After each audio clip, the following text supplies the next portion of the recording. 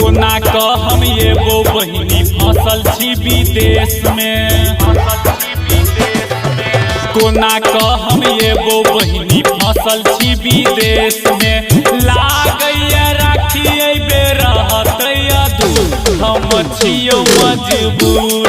लागैया राखी अइबे रहतैया दूर हम छियौ मजबूर। अखन अपने सब सुन रहल छी मलंगिया म्यूजिक मधुबनी के शानदार प्रस्तुति।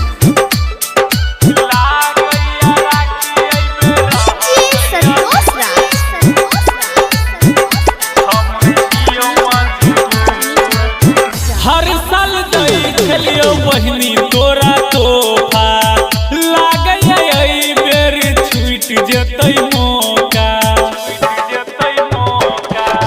हर साल दई खेलियो बहिनी तोरा तोहफा। लागैया एहि बेर छूट जेतै मौका। सुना रहतै हमर कलैया गे दुखी रहतौ तोहर भैया।